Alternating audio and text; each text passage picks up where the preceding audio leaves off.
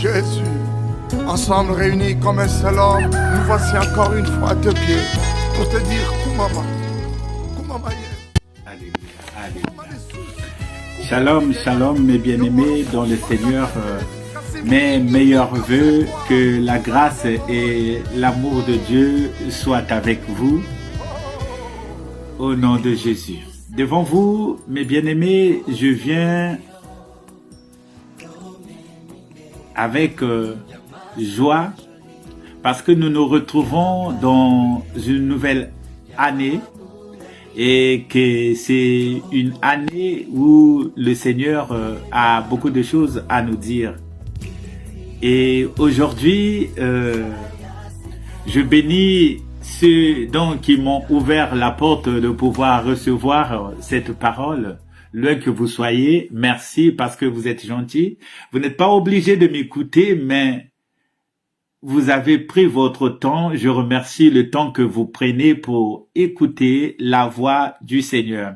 Oui, à travers moi, ce soir, Dieu veut parler à une vie. À une vie, à des vies. À cela, bien-aimé, je prie le Seigneur que l'Esprit qui est en moi, l'Esprit qui est en toi, l'Esprit qui nous conduit ce soir, nous donne la force et l'intelligence de pouvoir saisir la pensée de Dieu. Et je dirais encore que la grâce de notre Seigneur, rien que sa grâce, soit tout autour de nous pour que son amour abonde dans nos cœurs. Je viens partager avec vous la parole de Dieu dans le livre de Galates. Galates 4, versets 1 à 6. Je lis au nom de Jésus avec respect. Voici, en d'autres mots, ce que je tiens à dire. Le fils qui doit hériter de la propriété de son père se trouve dans une situation tout à fait pareille à celle d'un esclave, aussi longtemps qu'il est très jeune, bien qu'il soit au fond le propriétaire de tout, tant qu'il est très jeune, il est soumis à des personnes qui prennent soin de lui et s'occupant de ses affaires jusqu'au moment fixé par son père. Nous, de même, tant que nous étions comme des enfants, nous étions esclaves des forces spirituelles du monde.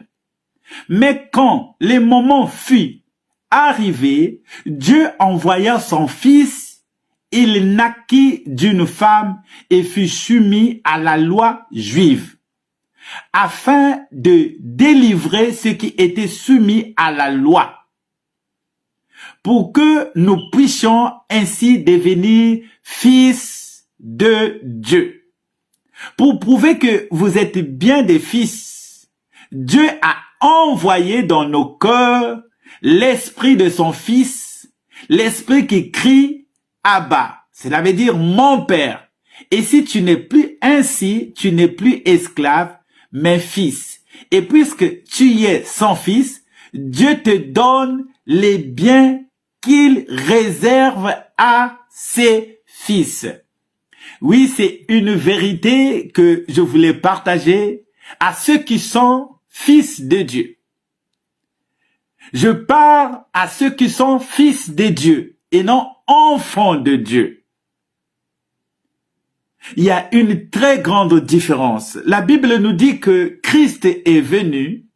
Il est venu naquit d'une femme. Il est né sous la loi. Christ est né sous la loi. Donc, ce sont des vérités que, bien-aimé dans le Seigneur, que tu dois comprendre. Que Christ est venu, il est né d'une femme. Mais lorsque Christ est né, il est né sous la loi. Sous la loi juive. Donc, que cela veut dire? Que la naissance de Christ, c'était sous la loi. Donc, l'Ancien Testament était en train de continuer jusqu'à Jean-Baptiste. Et lorsque Christ est né, il est né avec des choses de l'Ancien Testament. Donc, tu me prouveras pas de gauche, de comment que ce soit, que Christ a été baptisé comme toi. Christ, sur la terre, il avait au moins 2 auditoires. Quand Christ parlait, il s'exprimait souvent aux Juifs et il parlait aussi à ceux qui vont recevoir sa parole plus tard. Donc, dans la Bible, il y a beaucoup de nuances. Il y a 2 fois quand Christ parle, il parle uniquement aux Juifs. Et il arrive, il parle pour la révélation de ceux qui vont venir.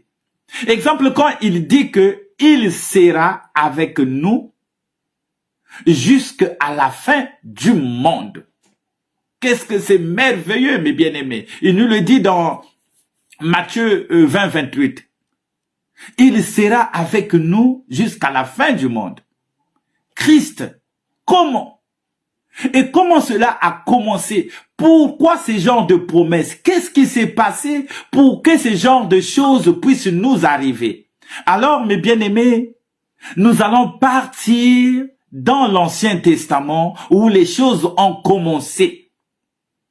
Et à cela, mes bien-aimés, nous allons voir dans Genèse 3, verset 15. Genèse 3, verset 15, où la situation où Dieu va venir, va intervenir pour mettre fin à quelque chose et mettre un plan de rédemption. Le plan de la rédemption. Le plan de la rédemption est venu pourquoi? Parce que Dieu, dans son amour, Dieu a créé l'homme et la femme. Il leur a mis dans le jardin. Ils avaient une vie paisible, paisible. Jusqu'au jour où le serpent, que la Bible nous déclare qu'il était l'animal la plus rusée, s'est rapproché des hommes. Écoutez, mes bien-aimés, ce que le serpent va amener dans un couple qui vivait la vie de Dieu. Qu'est-ce que le serpent, lorsqu'il vient, qu'est-ce qu'il va dire? Alors, au verset 4, Genèse 3, le serpent était le plus rusé de tous les animaux des champs que l'Éternel Dieu avait fait. Il dit à la femme, Dieu a-t-il réellement dit, vous ne mangerez pas de tous les arbres du jardin? Regardez comment le malin, mes bien-aimés, vient troubler la pensée des hommes.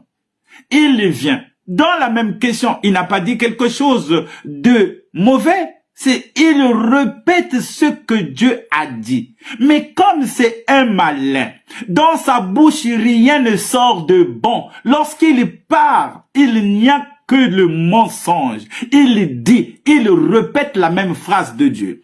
Dieu, mais il pose comme une question. A-t-il réellement dit, vous ne mangerez pas de tous les arbres du jardin?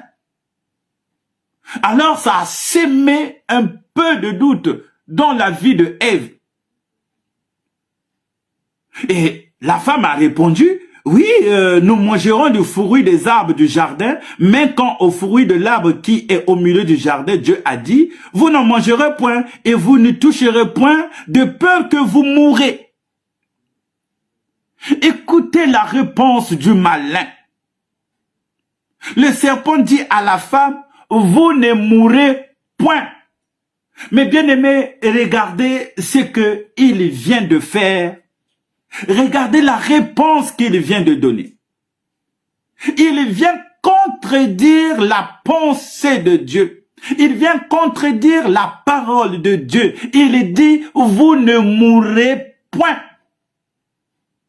Cela veut dire, il a commis quelque chose, sauf à part ce qu'il a commis dans le ciel, et sur la terre, il va commettre encore un péché, il va commettre encore l'impardonnable. Ici, il est en train de traiter Dieu comme un menteur.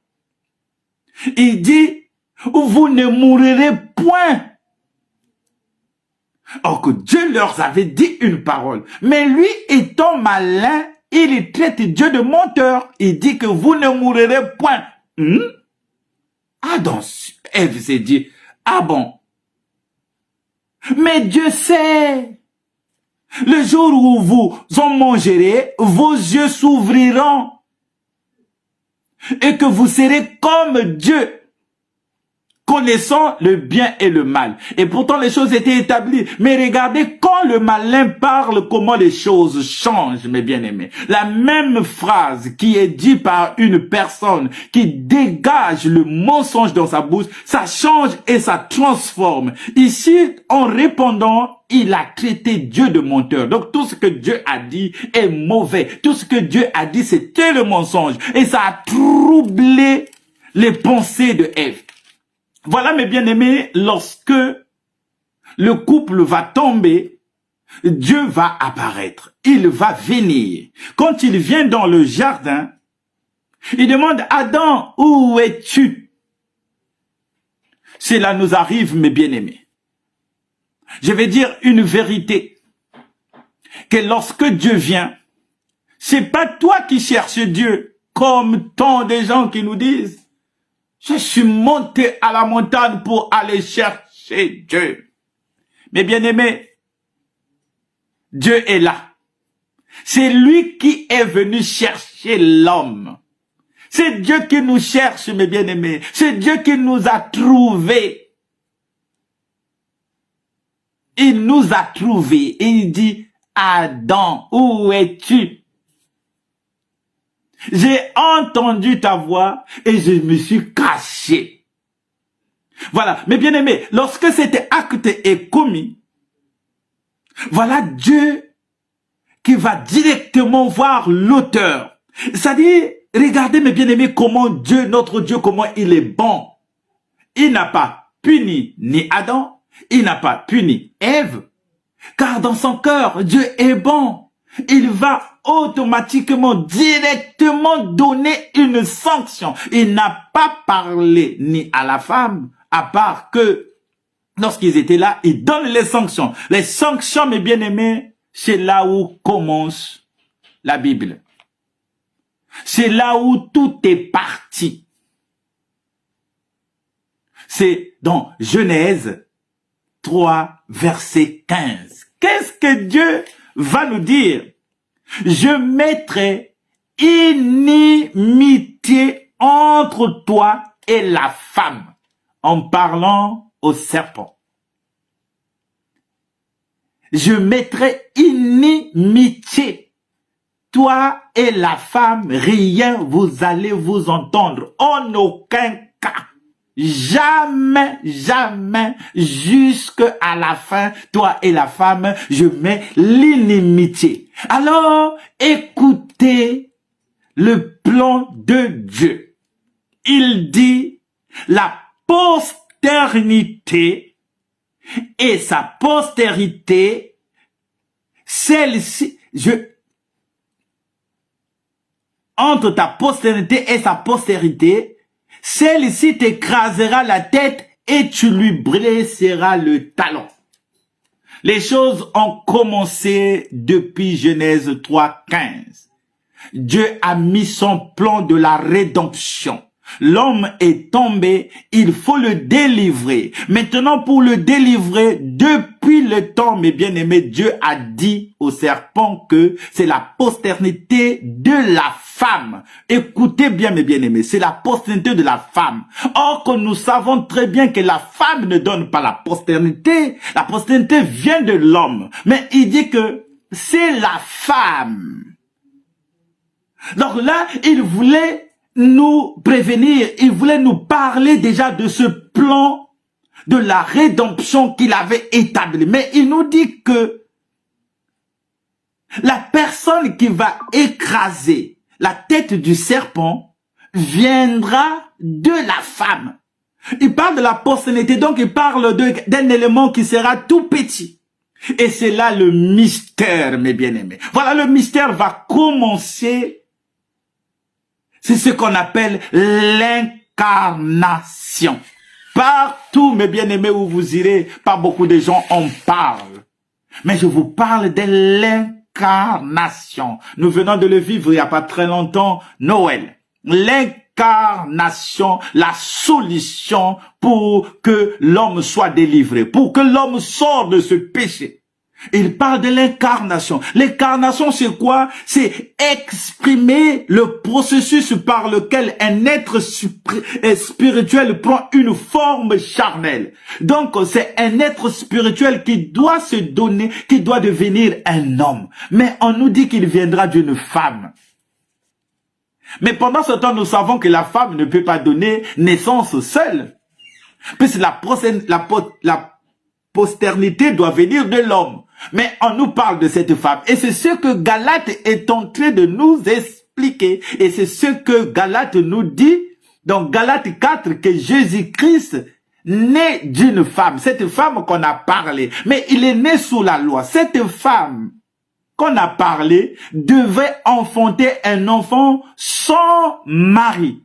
Sans homme. Voilà le mystère, mes bien-aimés. L'incarnation. Parce que celui qui devait naître devait être saint. Naissant d'un homme, il devait déjà avoir le péché adamique que tout le monde a. Et celui qui devait naître ne devait pas naître d'une sémence d'un homme. C'est pour cela que l'incarnation, Jésus-Christ s'est incarné, il est né d'une femme. Miraculeusement, le Saint-Esprit a fait que Jésus-Christ soit né. Et ça a sémé des divisions même dans le couple où Jésus-Christ s'était incarné, mes bien-aimés. Joseph, qui était fiancé à Marie, Marie vient l'informer que je suis enceinte. Mais bien aimé, vous savez qu'il y a quelque chose de grand qui s'était passé. Marie encourait même la peine de mort parce qu'à l'époque, si tu trompais ton mari, on te tuait par lapidation. Et il vient informer son mari. Regardez le geste du mari, mes bien-aimés. Oh, je veux que tu sois un mari si bon comme Joseph. La Bible dit que on lui a informé. Il voulait rompre secrètement. Oh, je prie que tu sois comme Joseph. Écoutez, il n'est pas allé dans la rue pour dire, écoutez, la femme que je vais épouser, maintenant elle est enceinte. Mais là, il devait pousser même la mort de Marie. On devait la lapider parce que on devait dire qu'elle a trompé son mari. Mais la Bible dit qu'il voulait rompre secrètement. Bref, c'était pour vous parler du plan de la rédemption, comment Jésus-Christ est venu. Il est venu pourquoi? Pourquoi faire, mes bien-aimés? Lui qui a dit qu'il sera avec nous jusqu'à la fin du temps. Voilà, il nous donne les promesses. Il nous donne que des promesses, mes bien-aimés. Mais quelle était sa mission prioritaire? La mission prioritaire de Jésus, c'est de faire de nous les enfants, les fils de Dieu. Oui, mes bien-aimés. Car à la croix, Jésus-Christ est mort. Il nous a délivrés de l'esclavage du péché. Par son sang, il nous a rapprochés du Père. Par ses maîtrissures, il y a eu un échange énorme. Mais la finalité dans tout ça, mes bien-aimés, c'est pour que nous soyons des fils de Dieu. Pour que tout ce qui est à Dieu soit à nous. Mais bien aimé, si tu marches avec cette vérité dans la tête, tu sauras qui tu es. Tu vas plus te négliger, mes bien-aimés.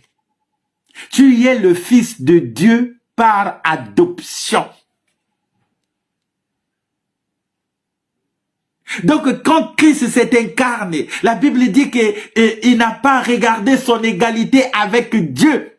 Il s'est dépouillé. Il s'est dépouillé de sa divinité. Il a laissé sa royauté. Il s'est dépouillé. Il a pris la forme humaine. Il est devenu semblable aux hommes. Au point où Ésaïe nous dit qu'il n'avait ni beauté ni éclat pour nous attirer. Il est devenu comme un homme. Il a marché sur cette terre. Christ est venu, mes bien-aimés. Lui qui n'a pas connu la souffrance, lui qui n'a pas connu la famine, lui qui n'a pas connu la soif. Il est venu pour s'identifier à l'homme. Il n'a pas regardé ce qu'il était. Il n'a pas regardé son égalité avec Dieu. Il s'est dépouillé. Il a pris la forme humaine. Il est devenu semblable aux hommes. En devenant semblable aux hommes, il a apparu comme un vrai homme. Il est resté obéissant au Père. Humiliant jusqu'à la mort de la croix. Parce que la mort de la croix, mes bien-aimés, c'est une mort humiliante. Mais lui, il s'est rabaissé. Il s'est humilié. Tout cela, mes bien-aimés, pour que toi et moi, nous soyons appelés fils de Dieu. Donc, quand il s'est humilié à la croix, mes bien-aimés, il est passé dans ce terme qu'on appelle l'expiation. C'est accomplir une cérémonie pieuse pour réparer une faute, qu'on appelle l'expiation. Il s'est expié, mes bien-aimés, afin que la rédemption soit correcte. Donc, la rédemption, mes bien-aimés, c'est une délivrance obtenue grâce à un paiement d'une rançon. Donc, Christ a payé pour toi. Christ a payé. Donc, toute la colère de Dieu, quand Dieu regardait Christ à la croix, il avait emporté tout le péché de l'humanité. Ton péché à toi, ton châtiment à toi qui te donnait la mort, la condamnation, Christ l'a pris sur lui. Toute la colère de Dieu est tombée sur Christ, afin que toi, tu sois appelé fils de Dieu. Le Père a déversé sa faveur. C'est ici, mes bien-aimés, après la rédemption, qu'intervient ce qu'on appelle la propitiation. La propitiation. C'est l'acte de rendre propice, c'est-à-dire favorable en parlant de quelqu'un ou de quelque chose qu'on ne peut pas contrôler. La propitiation. Oui, mes bien-aimés, tout ceci pour que toi tu aies la vie. La Bible nous dit que nous, de même, tant que nous étions comme des enfants, nous étions esclaves de forces spirituelles du monde. Comment? Parce que là je lis le français courant. Qu'est-ce que Galates 4 nous dit quoi? Et il nous explique que mais lorsque les temps ont été accomplis, Dieu a envoyé son fils né d'une femme, né sous la loi. Cette femme, mes bien-aimés, c'est cette femme que la Bible nous dit que dans Genèse 15, que sa postérité, l'enfant qui naîtra de lui va écraser la tête. Oui, Christ est né sous la loi, afin qu'il rachète ceux qui étaient sous la loi, afin que nous recevons l'adoption, mes bien-aimés, que nous recevons l'adoption. Ce mot est très important, mes bien-aimés. C'est quoi l'adoption? L'adoption, c'est la diminution d'une personne dans sa position et dans le privilège d'un enfant légitime. Dieu nous a adoptés et nous sommes co-héritiers en Christ. Nous sommes devenus des fils de Dieu, mes bien-aimés, en Christ. C'est-à-dire, c'est pas en toi-même. C'est la grâce de Dieu qui est permis que toi et moi, nous soyons fils de Dieu. Mais tout cela, c'est en Christ. Parce que Christ s'est sacrifié. Christ a donné sa vie. Christ a donné sa jeunesse afin que toi, tu puisses vieillir. Christ a tout donné, mes bien-aimés. Il a tout donné, sa royauté, pour que toi, tu sois toujours propulsé de l'avant. Mais bien aimé, Christ a pris des épines, des couronnes d'épines. C'est pour ta gloire à toi, mes bien-aimés. Cette vérité, tu dois la mettre dans la tête, que tu es fils de Dieu. Et quand on est fils de Dieu, tout ce qui est à Dieu est à toi. Tout ce qui est à Christ est à toi.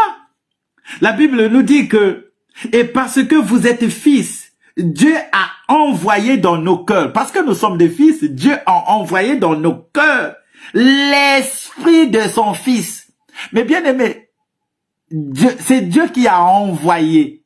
C'est-à-dire, Dieu a oublié tout ce qui s'est passé. Parce que Dieu, c'est quelqu'un qui oublie. C'est pas ton péché, mes bien-aimés, qui va te condamner. Parce que tu as fait quelque chose, tu commences à te condamner. Non, Dieu a tout oublié, mes bien-aimés. La Bible nous dit que Christ a effacé.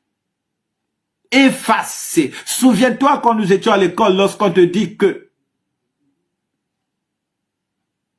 nous ont dit, va au tableau, va effacer le tableau. Et ceux qui écrivaient, s'ils étaient pas rapides, ils étaient là, parce que quand on efface, mes bien-aimés, ça revient plus. Et en plus, nous qui sommes en Afrique, il y a 2 fois, il y avait des craies qui insistaient. On nous disait même de mouiller le chiffon afin de pouvoir bien effacer. Christ a effacé l'acte dans l'ordonnance qui te condamnait et qui subsistait contre toi.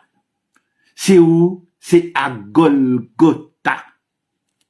À Golgotha qu'on appelle le lieu des crânes, où l'intelligence des intellectuels ont été creusées, vraiment, où l'ennemi a été aplani à son plus faible niveau. C'est à Golgotha où Christ nous a donné la victoire. Et la victoire de Christ, c'est pas non plus qu'à Golgotha, mais bien aimé, il est mort. Il est descendu dans les régions inférieures. Là, mes bien-aimés, si tu n'as pas la foi,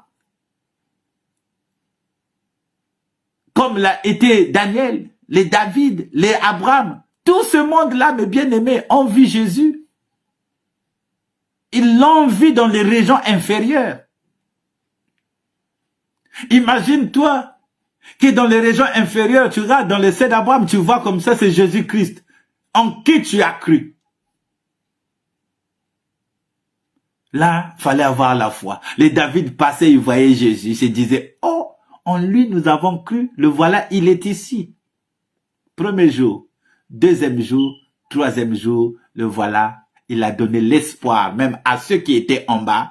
Et le voilà, il est ressuscité. Tout cela, mes bien-aimés, pour que toi tu sois appelé fils de Dieu. Est-ce que il y a 2 fois tu te rends compte que tout ce sacrifice de Christ, c'est pour que toi tu sois appelé fils de Dieu. Voilà, qu'est-ce qu'il nous dit dans Colossiens, mes bien-aimés. Dans Colossiens, il nous raconte quelque chose de grand. L'apôtre Paul, lorsqu'il écrit aux Corinthiens, il dit quelque chose de troublant, mes bien-aimés, qui doit nous servir dans notre marche avec Christ. Il dit, rendez grâce au Père qui vous a rendu capable d'avoir part à l'héritage des saints. Oh bien-aimé, rendez grâce au Père, rendez grâce au Père. C'est pour ça que la Bible nous dit que prier sans cesse. Mais bien-aimé, la prière sans cesse, ce n'est pas de te lever le matin, midi. Non, la prière de sans cesse, mes bien-aimés, veut dire rendez grâce continuellement. Merci Seigneur. La Bible dit que rendez grâce au Père qui vous a rendu capable d'avoir part à l'héritage des saints dans la lumière. Il nous a délivrés de la puissance des ténèbres et nous a transportés, oh que c'est merveilleux, dans le royaume de son Fils bien-aimé, en qui nous avons la rédemption, le pardon des péchés. Le Fils est l'image de Dieu invisible. Le Fils est l'image de Dieu invisible. C'est pour cela qu'il dit à Philippe, « Oh, Philippe, depuis le temps que je suis avec toi, tu n'as jamais connu le Père. Celui qui m'a vu a vu le Père. » La Bible nous dit que, mes bien-aimés, qu'il est l'image invisible de Dieu. Il est l'image invisible de Dieu. Par lui, on voit Dieu. Dans la Bible, mes bien-aimés, il nous dit que personne n'a vu Dieu, si c'est pas le Fils. Personne n'a vu Dieu. Personne. Personne. La Bible, j'ai bien fouillé, mes bien-aimés. J'ai vu même Moïse, il avait vu seulement un ange, dans Acte. Il avait vu un ange de Dieu. Personne n'a vu Dieu. Donc, Christ était venu pour nous montrer qui était Dieu. Il a fait la démonstration. Quand quelqu'un était malade, il guérissait. Quand il marchait, il trouvait les aveugles, les ouvrait les yeux parce qu'il était le Dieu. La Bible nous dit que car en lui ont été créées toutes choses, les visibles et les invisibles. Toutes choses qui existent dans les cieux et sur la terre. Les visibles et les invisibles. Trône, dignité, domination, autorité. Tout a été créé par lui et pour lui. Il est avant toutes choses et toutes choses subsistent en lui. Il est la tête du corps de l'église. Là, c'est un point important. Il est la tête du corps de l'église dont toi tu fais partie. Parce que toi tu fais partie du corps du Christ. C'est pour cela, bien-aimé, toi qui fais partie du corps du Christ, si tu es le doigt, lorsque tu ne fonctionnes pas, tu rends tout le corps malade. Amen. Il est le commencement, le premier-né d'entre les morts. En tout, il est le premier, il nous a montré la résurrection. Il est le premier-né d'entre les morts. D'entre les morts. Il n'est pas mort. Il est le premier-né d'entre les morts. Donc, quand Abraham sont morts, les Jacob, tout ce monde-là, je sais pas. Ils étaient quelque part. Parce que la Bible nous dit que il est le premier-né d'entre les morts. Il est le premier-né. Donc, celui qui est né le premier parmi tous les morts. C'est pour cela, mes bien-aimés, que j'ai la foi en Dieu. Parce que lui, il est mort. Il est le premier. Il est le grand frère. Nous allons suivre toujours son chemin. Parce que la Bible nous dit que, car Dieu a voulu faire habiter toute plénitude en lui. Donc, toute plénitude de Dieu a été en Jésus. Bien-aimés dans le Seigneur. La vie que nous avons, la vie que nous bénéficions, c'est une vie de grâce. La grâce. Bénis le Père. Bénis le Père. C'est le Père, mes bien-aimés, qui nous a transportés. C'est le Père aussi. La Bible dit que personne ne vient à Jésus si c'est pas le Père qui l'attire. Je prie que le Père t'attire, bien-aimé. Je prie que le Père t'attire. Que tu viens à Jésus.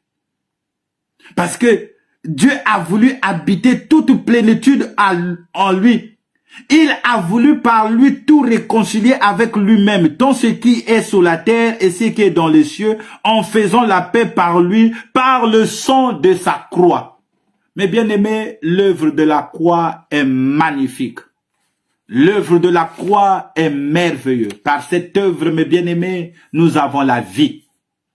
Par cette œuvre, mes bien-aimés, nous devons nous comporter comme des fils de Dieu. Nous sommes fils de Dieu. Mes bien-aimés, dans la Bible, je vais terminer par là, dans la Bible, mes bien-aimés, pour bien comprendre qu'est-ce que nous sommes et qu'est-ce que nous possédons. Il y a eu l'histoire d'un jeune homme. Un jeune homme, mes bien-aimés, qui a demandé l'héritage à son père plus tôt. Dans Luc 15, la Bible nous dit que un homme avait 2 fils. Le plus jeune dit à son père, « Mon père, donne-moi la part de mes biens. » Mais bien aimé, il a pris l'héritage. On lui a donné tout ce qu'il fallait. Cet enfant est parti, il est allé vivre, il a souffert. À un moment, cet enfant il s'est dit que non. Dans la maison de mon père, je souffre pas du tout parce que la Bible nous dit qu'il a mangé même avec les cochons tout. Regardez ce qui est merveilleux, mes bien-aimés, c'est son retour.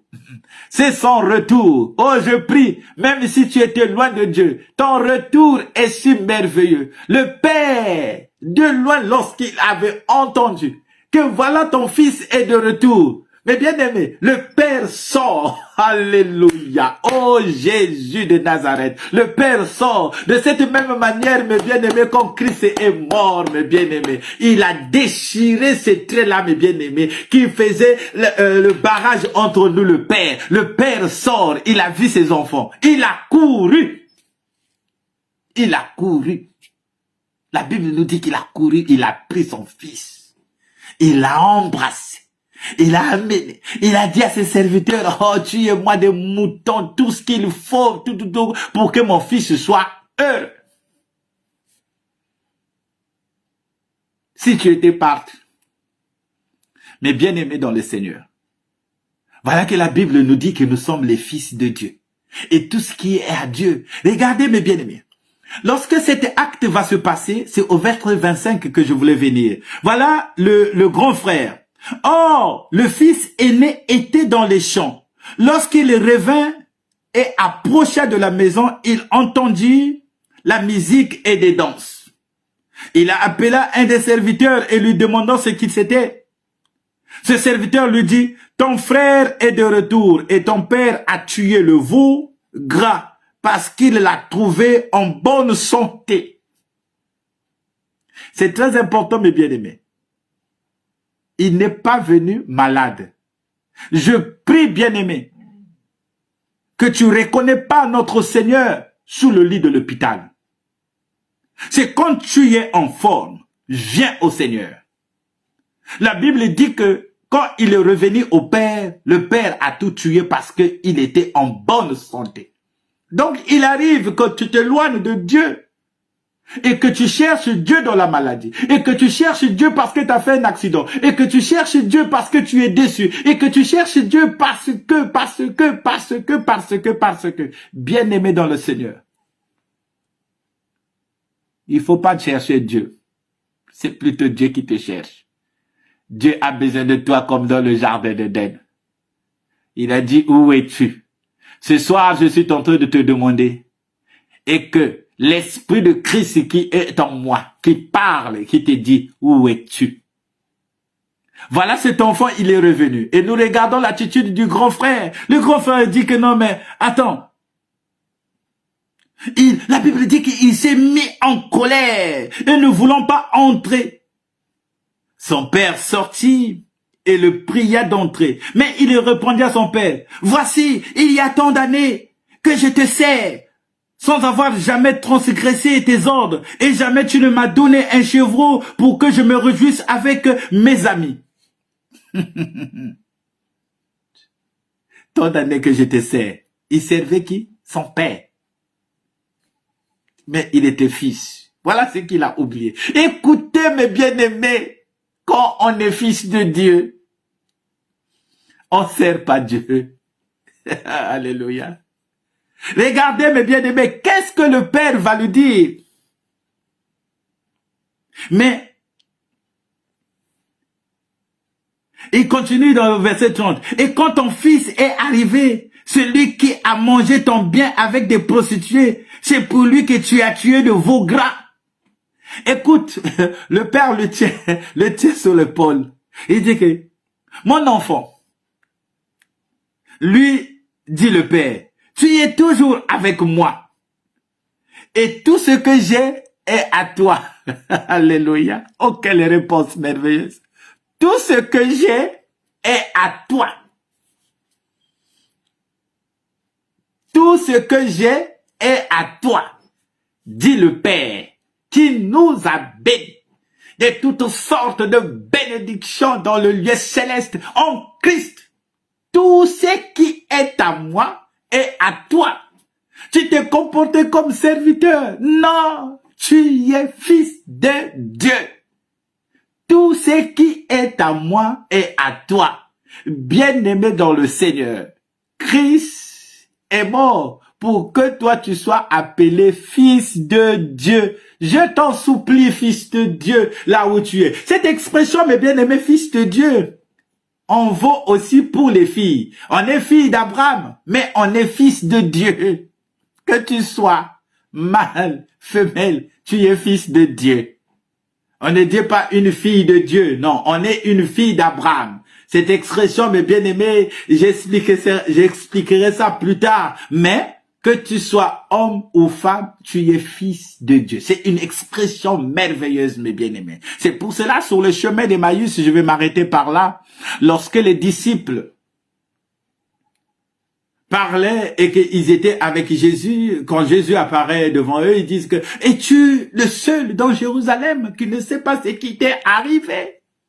Jésus qui était un prophète puissant en œuvre et en parole. Bien-aimé, Jésus-Christ était prophète puissant en œuvre et en parole. Mais Jésus-Christ ne peut pas être seulement prophète.